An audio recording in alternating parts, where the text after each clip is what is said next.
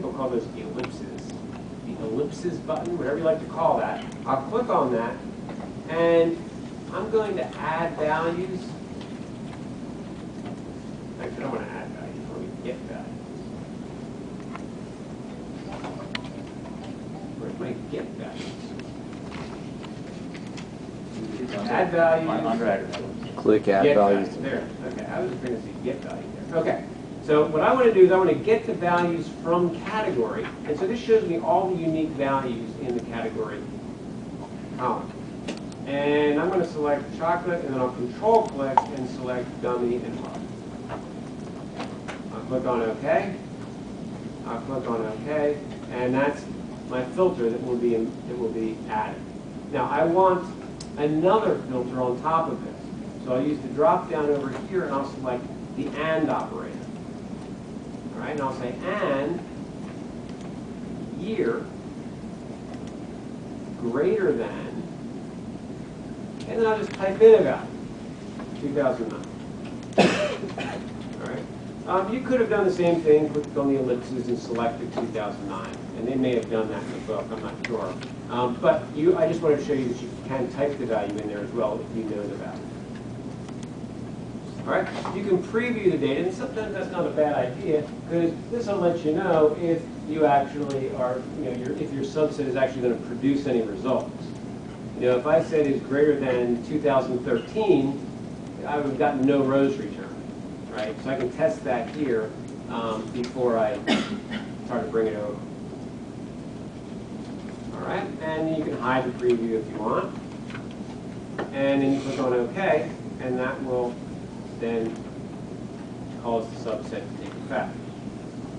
All right, now I'm at the bottom. If I scroll to the top, actually I don't have to scroll to the top. I can use this. That takes me to the bottom. And then if I use this arrow with the line on it, that'll take me back to the top. And then I scroll up to the top, and I'm at the first row. If I click on the range, it tells me that I'm starting in 1, but notice it doesn't tell me how many rows are in the filter. And the reason for that is that it doesn't want to count them all, just to show me this. All right, so if I want to really know how many rows are in here this time, I'll hit that arrow with the line on it to the right, and that'll take me to the bottom. And then I'll use the Excel scroll bar and scroll to the bottom, and I see I have about 140,000 rows that meet that filter condition. All right, and all the years should be greater than 2009, and I should not see any, what was my filter? Gummy, chocolate, hard. So what did I leave out? Sugar-free. Sugar-free. Thank you. So I should not see any sugar-free in there. All right, so that's kind of cool.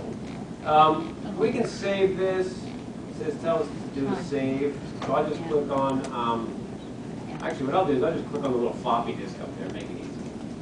All right, so up at the top is the floppy disk, and that'll save it to my workshop 1. Question? It will go through the filter, and it will show me the preview is correct, but it will not. I click OK, it won't show up at the table. You just got a lot of blank stuff? We both on. Yeah. So here. So it should just go show the high preview, so it should go and it should don't just go over. And even if I cancel this part like this. Okay, so from here,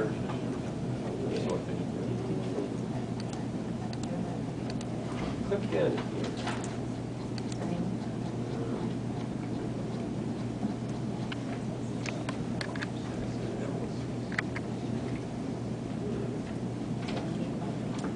Here, click on that right there. And click on, I don't know what that is. Just duplicate that in the name. Go to that one. Excellent.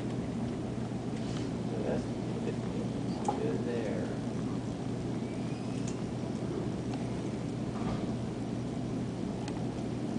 Let's let's try the whole thing again. Go to SAS data. Sure. Well, yeah, okay. That looks good. You just click on OK. And that's going into worksheet. Give it a new worksheet name. It's called sales tours.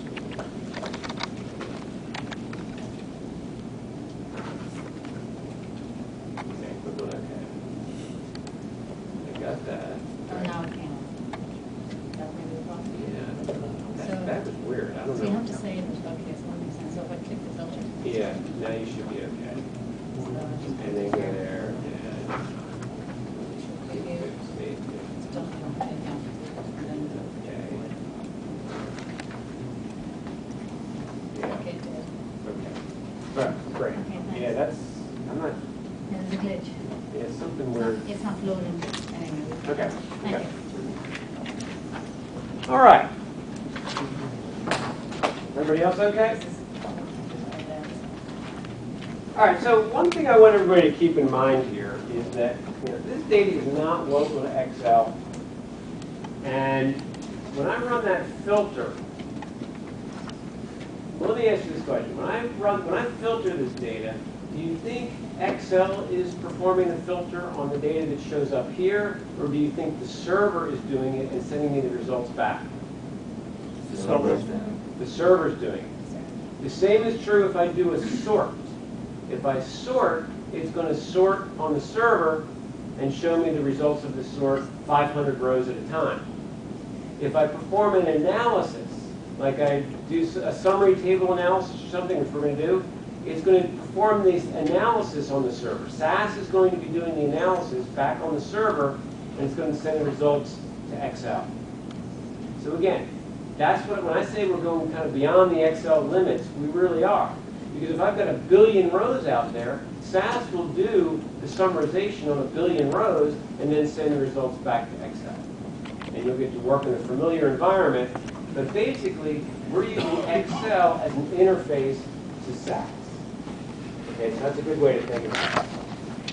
Now, one thing I will mention is that Excel has its own abilities. Like if I go to the Home tab, Excel has its own capabilities in terms of filtering and so on. Right, there's a filter and sort here. That will operate on these 500 rows. And there may be times you want to do that, but just make sure you're aware that you don't want to use the Excel tools unless you really do, unless you're really kind of knowing what you're wanting to do. Okay, normally you're going to want to use the SAS tool. All right, so let's go over here to this quick start.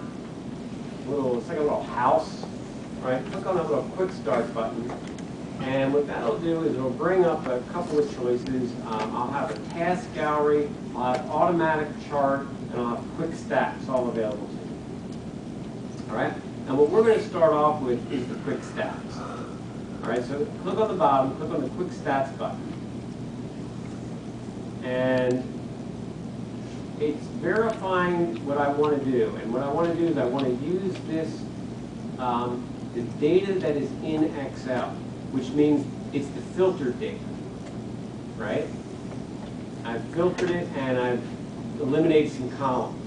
If I wanted to use the original table, I could do that as well. But I want to use the one that's showing up here in Excel. So I'll click on OK to that. That's what I want to do. Only those 500 records or the entire? The entire one, the entire table back on the server, but with the filter applied and with the columns also. 142,000. Correct. 142,000 and some rows. But not the whole table. I'm applying the filter that is also applied here in Excel. All right. And so what this brings, what the quick stats brings me is the ability to run quick statistics on any column in that filtered version of the table. So what I'm going to do is I'm going to go down to subcategory, and there's a little summarization, summation symbol there. I'm going to click on that. There it is. And so it's thinking about it. And what it's going to give me is it's going to give me a bar chart and a table, just a quick summarization of that, the data in that column. So it tells me there are 7 distinct values. It tells me there's the count, 140,984 rows that have non-missing values. And then I'll click on over here, I'll click on the bar chart, and it shows me a bar chart of all those 7 values and a frequency count and a percent. So I can see that chocolate dark has the most, since this is sales data, I assume that means we have the most sales. All right? If I click on the table, I get the exact same information in tabular form rather than in bars. All right, so that's pretty cool.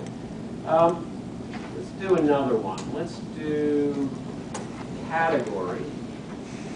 So I click on the summation symbol next to category. And again, I get similar things here. This time, there are 3 categories, same number of non-missing values. And if I click on the bar chart, it shows me those relative frequencies. And likewise, if I click on the table, it shows me the same information in a table, in a report, rather than in a bar chart. So that's pretty cool. And then I can also do the same thing for numeric values. Now, remember what I said about numeric values. If you're using something like year, year is considered a number, it's considered continuous. So what we're going to do is we're going to treat it like it is a list of continuous, non-discrete values. And so when I look at the bar chart, it actually calculates midpoints. It doesn't know that there could be, as far as it knows, there could be 140,000 different values, and it's not going to try to show me 140,000 different bars. So it calculates the midpoints and then shows me that in the bar chart. All right.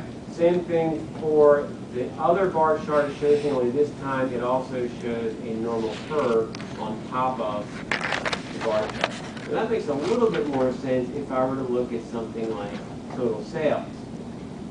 You look at total sales or total cases? Yeah, total sales. Right, so I'll click on the summary symbol next to total sales, and I'm just looking on page 2-22. And